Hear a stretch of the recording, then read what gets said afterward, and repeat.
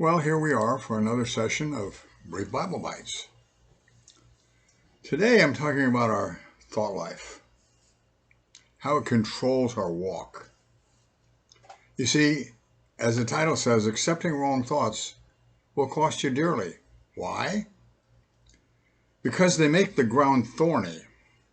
Then, as Jesus warned in Luke 8:14, that which fell among the thorns are they which, when they heard, go forth and are choked off with cares and riches and pleasure of this life, and bring forth no fruit to perfection.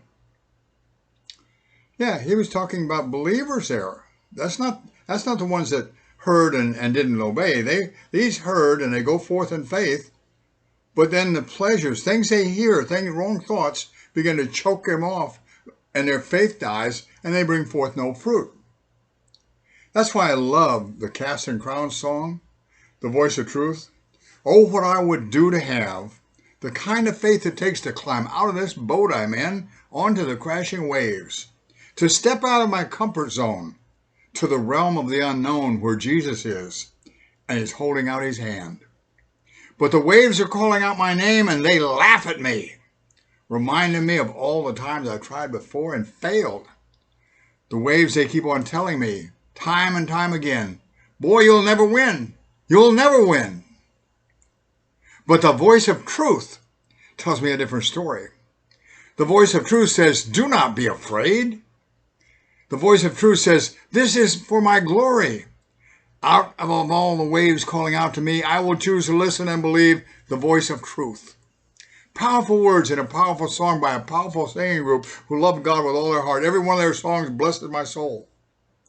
But in order to hear God's voice, we must first follow Paul's instruction, casting down every imagination, every high thing that exalts itself against the knowledge of God, and bringing into captivity every thought to the obedience of Christ, 2 Corinthians 10:5. You see, that song is talking about a man who's had his faith crushed by words that have come at him. But he was able to cast them down and hear the voice of truth calling out to him. Hear what God wanted him to hear rather than what Satan wanted him to hear. Not long ago, I taught about how, when Paul said in Ephesians, do not give a place to Satan. And place there is topos, from which we get the word topography or the study of maps. So when I choose to listen to the wrong voice, to listen to the waves telling me I'm a failure, I am mapping out an area for Satan and saying, Satan, you can take me right here. Anytime you want, Satan, you can take me. I'm yours. But Paul said, don't give a place to the devil. And in Corinthians, he said, cast down those thoughts, get rid of them. Because the voice of truth is telling you, friends, that you're a success in Christ. It doesn't matter how many times you fail. Remember, Proverbs tells us that the righteous man falls 7 times in a day, but he gets up. Each time he gets up. We're not a failure until we fail to get up. So don't you believe the voice of the waves. Don't you believe Satan's lies. Don't make a place for Satan. You believe the voice of truth because it's calling out to you that you are a success in Jesus Christ. You can make it, even if you failed 1,000,000 times. I love what Edison said.